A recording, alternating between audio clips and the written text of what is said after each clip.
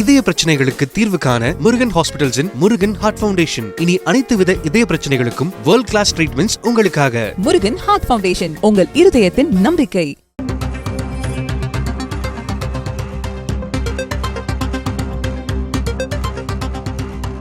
அண்ணா எம்ஜிஆரை மறந்துவிட்டார் அதிமுக பொதுச் செயலர் எடப்பாடி கே பழனிசாமி என்று துணை முதல்வர் உதயநிதி ஸ்டாலின் பேசியிருக்கிறார். அண்மை செய்தியாக பார்க்கிறோம். அவர் பேசியவற்றை தற்போது பார்க்கலாம்.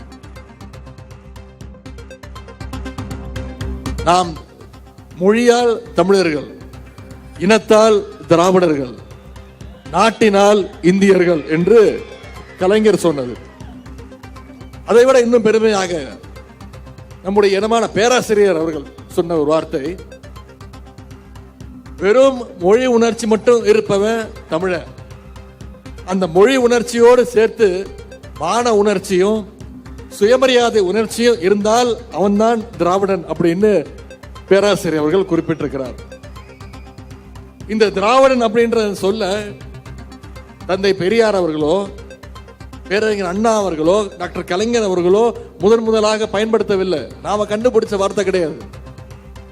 1856 வருடம் திரு கால்டுவெல் அவர்கள் தென்னிந்திய மொழிகளை ஆய்வு செஞ்சு ஒரு புத்தகம் எழுதினார். அந்த புத்தகத்துடைய தலைப்பு திராவிட மொழிகளுடைய ஒப்பிலக்கணம் அப்படின்ற அந்த தலைப்பு.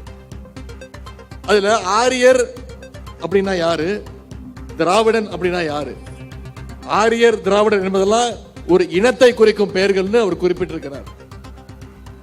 இவ்வளவு தெளிவான வரலாறும் ஆய்வுகளும் இருந்தோம். இன்றைக்கும் நம்மளை வேண்டுமென்றே சில சங்கிங்க இந்த திராவிடம்ன்ற வார்த்தைக்கு பல கலங்கங்களை கற்பிக்கிறாங்க, குழப்பத்தை ஏற்படுத்துறாங்க.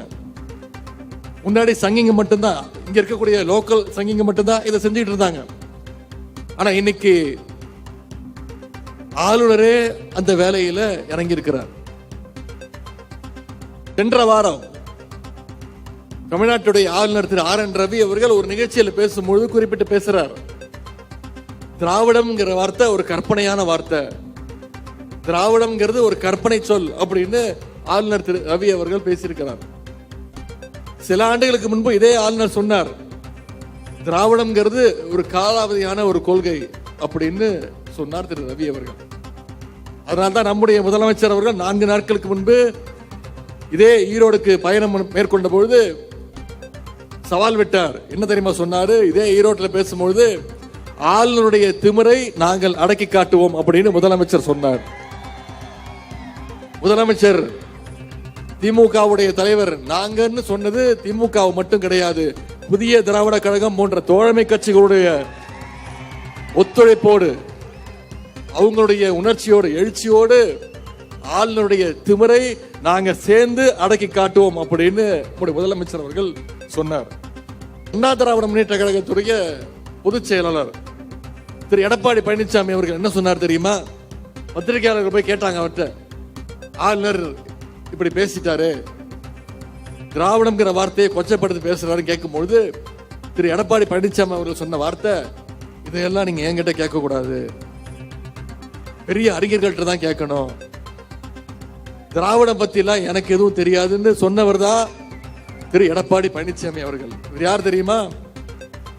தன்னுடைய கட்சியுடைய பெயர்ல திராவிடம்ங்கிற பெயரை வச்சுக்கிட்டு அதையே விட்டு கொடுத்தவர் தான் திரு எடப்பாடி பழனிசாமி அவர்கள். அந்த பெயரையே மறந்தவர் தான் திரு எடப்பாடி பழனிசாமி அவர்கள்.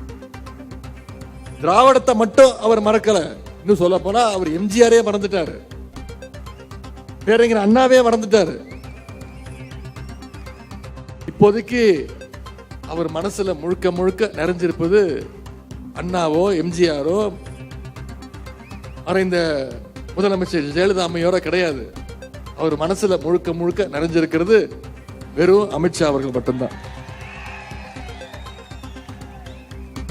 அவன் யார் கூடயாவது போட்டி போடணும்னு நினைச்சோம்னா, யாரையாவது போட்டிக்கு அழைச்சோம்னா என்ன சொல்லுவோம்?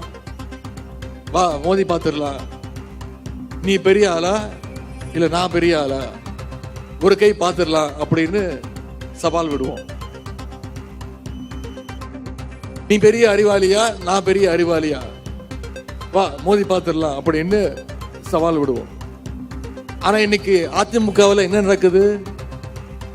அமித்ஷாவுக்கு நீ சிறந்த அடிமையா, உன்னை விட நான் மிகச்சிறந்த அடிமையா அப்படின்ற போட்டு இன்னைக்கு அதிமுகவில் நடந்துகிட்டு இருக்கு. நான் தான் சிறந்த அடிமைன்னு திரு எடப்பாடி பழனிசாமி அவர்கள் 8 அடி பாஞ்சாருன்னா, அங்க இருக்கக்கூடிய இன்னும் சிலர் இல்ல உன்னை விட நான் மிகச்சிறந்த அடிமைன்னு 16 அடி பாய்வதற்கு தயாராக இருக்கிறாங்க. தமிழ்நாட்டில் அதிமுக உட்பட பல கட்சிகளுக்கு டெல்லியில் இருக்கக்கூடிய அமித்ஷா வீடு தான் இன்னைக்கு ஹெட் ஆபீஸா திகழ்ந்து கொண்டிருக்கிறது. சில மாதங்களுக்கு முன்பு நீங்க தொலைக்காட்சியில பார்த்திருப்பீங்க, செய்திகளில் பார்த்திருப்பீங்க, திரு எடப்பாடி பழனிசாமி அவர்கள் பல கார்கள் மாறி போய் அமித்ஷாவை போய் பார்த்துட்டு வந்தார். அவர் வழியில அதே மாதிரி இந்த பகுதியைச் சேர்ந்த மூத்த முன்னாள் அதிமுக அமைச்சர் அவர்கள் ஹரித்வார் போறேன், ஆன்மீக பயணம் போறேன் அப்படின்னு சொல்லிட்டு அவரும் போய் அமித்ஷாவை போய் பார்த்துட்டு வந்தார். பார்த்துட்டு வந்த கையோட அவருடைய பர்மிஷன் வாங்கி அவருடைய ஆலோசனைப்படி இன்னைக்கு இன்னொரு கட்சியில போய் அவர் சேர்ந்துட்டாரு. அதிமுக இருக்கக்கூடிய மூத்த முன்னாள் அமைச்சர்கள் கூட இன்னைக்கு எந்த கட்சியில சேரணும்னு பிஜேபி கிட்ட பர்மிஷன் வாங்கிட்டு தான் போய் சேர்றாங்க. அந்த அளவுக்கு ஹெட் ஆபீஸ் அவங்களை கண்ட்ரோல் பண்ணி வச்சிருக்கு. இதெல்லாம் நாம நினைக்கிற மாதிரி கட்சி மாற்றம் கிடையாது, ஜஸ்ட் பிரான்ச் மாற்றம், அவ்வளவுதான்.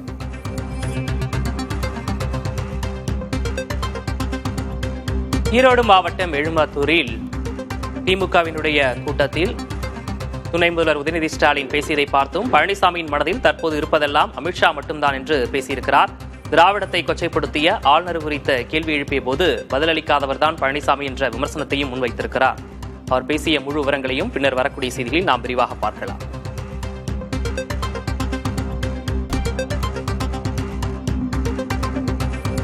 இதய பிரச்சனைகளுக்கு தீர்வு காண முருகன் ஹாஸ்பிட்டல்ஸின் முருகன் ஹார்ட் ஃபவுண்டேஷன். இனி அனைத்து வித இதய பிரச்சனைகளுக்கும் வேர்ல்ட் கிளாஸ் ட்ரீட்மெண்ட்ஸ் உங்களுக்காக. முருகன் ஹார்ட் ஃபவுண்டேஷன், உங்கள் இருதயத்தின் நம்பிக்கை.